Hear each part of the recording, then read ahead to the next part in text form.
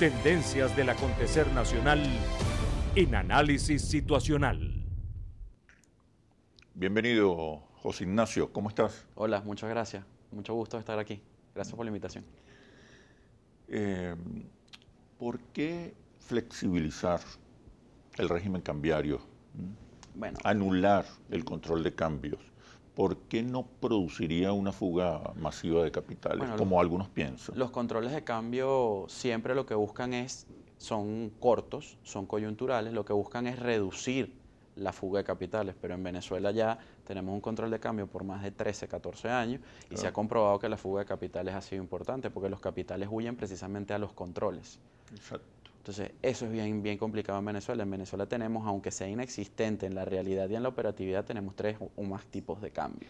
Incluso el año pasado se redujo la brecha entre el dólar oficial y el dólar negro y eso contribuyó a una repatriación importante de capitales. Sí, es que el tema cambiario es bien delicado en Venezuela. ¿Por qué? Porque lo que la gente busca es refugiar los bolívares, que los bolívares no tienen poder adquisitivo y se cambian a una divisa, como la llaman, una divisa fuerte. Pero al final del día lo que hay que buscar es que el bolívar de alguna manera vuelva a tener poder adquisitivo y sea interesante invertir en Venezuela. El fortalecimiento del bolívar vendría por una flexibilización del régimen cambiario. Entre tantas políticas, esta es una, el tema cambiario, y es fundamental, por supuesto. Tenemos un régimen cambiario muy arcaico, un régimen cambiario muy poco flexible. Entonces, lo primero que se debería hacer es tener la unificación cambiaria, que ya muchos expertos la han tocado. Sí.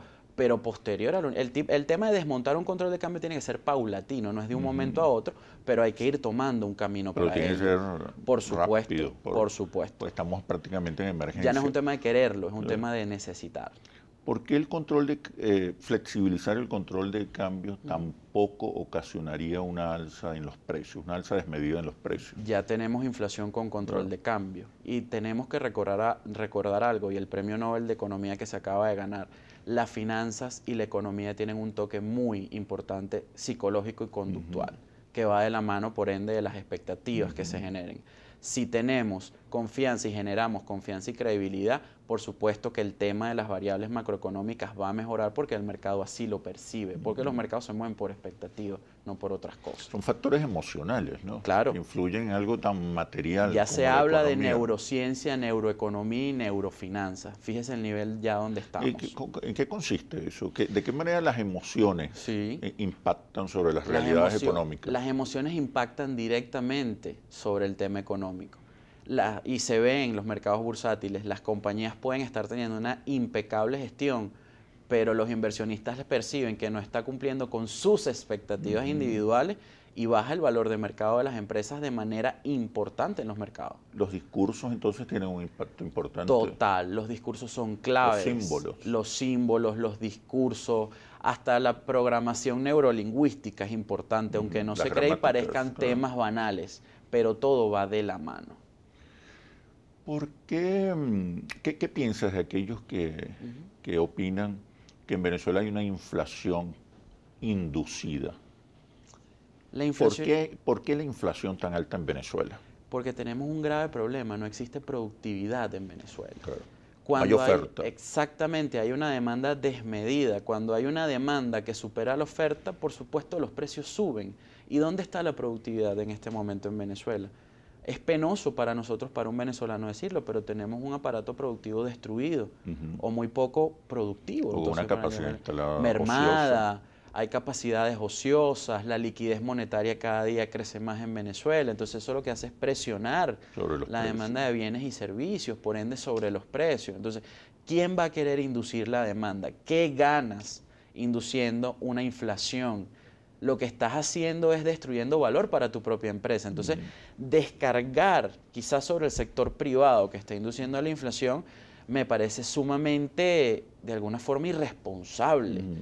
Porque yo como empresario, yo no voy a inducir que la economía vaya para un derrotero, todo lo contrario. Y es lo que hago todos los días, conjuntamente con mi equipo de trabajo, impulsar a que haya economía productiva en Venezuela. Pero mientras haya la inflación que tenemos en Venezuela, por lo menos en mi área, ningún producto financiero va a derrotar la inflación. El mercado cambiario, el control cambiario habría que desmontarlo. Sí. ¿qué otras medidas son necesarias para impulsar nuevamente el crecimiento económico? Como lo hemos conversado en anteriores oportunidades, hay políticas cambiarias, hay políticas monetarias y hay políticas fiscales. Brevemente, ¿en qué consiste política monetaria? Política monetaria, hay que reducir la emisión de dinero desmedida que hay. Es un factor crucial que impulsa la inflación. Por supuesto, y usted lo tocó en el anterior programa. Más billetes. Exactamente. En las manos de los Aunque la consumidores. gente diga, no veo dónde está la liquidez, no veo dónde están los billetes, están en el sistema de alguna forma. Alguien los tiene y eso es importante. En la política fiscal, el gobierno tiene que adaptarse a sus ingresos, a la realidad económica que tiene el país. La realidad petrolera condiciona la realidad económica de Venezuela, porque es lo que le da flujo de caja al país. El financiamiento externo, ¿cómo acudir en medio de un contexto de sanciones y amenazas? Ciertamente el bloqueo financiero hacia Venezuela no es una quimera, es una realidad. Claro. Ya el tema de que Venezuela no pueda mover sus fondos para cancelar sus obligaciones es bien delicado, pero es una consecuencia también del manejo del mal discurso, de no crear confianza, de no buscar credibilidad y no sentarse internacionalmente, más allá de nuestros aliados ahora naturales como Rusia o China, sentarnos con otros organismos o financistas. No ha habido un relacionamiento estratégico con estas fuentes de inversión. No. El Estado se ha dedicado a pagar. Es correcto. Y no a cultivar relaciones. Incuestionable ha sido la política del gobierno y el Ejecutivo Nacional de pagar sus compromisos internacionales, pero yo creo que va más allá. Aquí hay que trabajar un tema de la deuda, es indudable que hay que trabajarlo. ¿Es posible recomponer, reperfilar la deuda? Bajo las sanciones que tenemos actualmente es bastante complicado, pero hay que dedicarse a trabajarlo, porque los próximos años vienen unos pagos de servicio de deuda. ¿Qué servicio de deuda? Lo que es interés más capital. Básicamente interés 2018, 2019, ya de Venezuela, no de PDVSA, que son bastante importantes. Y cuando tenemos unos pagos tan importantes, comprometemos a lo interno el flujo de caja. Por ende, los compromisos, digamos que sociales. Y eso impacta sobre el bienestar. Exactamente. Entonces, estamos sacrificando un tema por otro. Hay un costo de oportunidad bastante elevado en este tema. La política fiscal, en resumen, ¿qué se puede hacer allí? El tema fiscal es clave cuando uno quiere atraer inversiones. Uno puede darle incentivos fiscales a todo aquel que quiere invertir en un país. Eso es parte de la política fiscal también.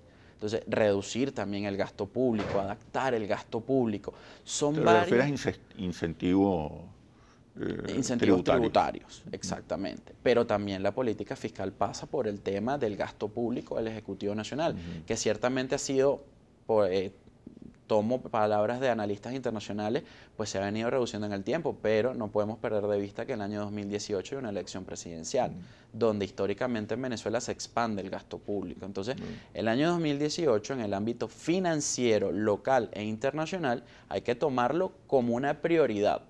La Asamblea Nacional Constituyente es un foro importantísimo para ello. Y usted que participa ahí puede hacer mucho. ¿Cómo armonizar la necesidad, la urgencia de reducir el gasto con la demanda de bienestar, de aumentar la inversión social? ¿Cómo se armoniza? La participación del privado es clave. Hasta que en Venezuela no entendamos ambos, los privados y el Ejecutivo Nacional, que nos necesitamos mutuamente para el crecimiento económico y para el crecimiento social del país, no iremos hacia adelante. Y en este momento prácticamente somos sectores antagónicos y hay que buscar es el acercamiento. Lo que conversamos y varias veces ya lo hemos tocado, el tema del pragmatismo. Claro. El mensaje político y la ideología política puede ir por un lado, pero ya es necesario divorciar un poco la economía de este mensaje. Y el mejor ejemplo es el modelo chino. Los rusos, en medio de un contexto de sanciones severas, la economía rusa ha crecido significativamente. De manera importante y con todas las distorsiones que tienen, porque es clave decirlo también. ¿Es posible captar inversiones importantes, nacionales, internacionales, con el actual régimen cambiario? Pero me responde una vez que regresemos a los comerciales. Claro. Ya venimos. ¿Qué sucede en el país? Tendencias del acontecer nacional en Análisis Situacional.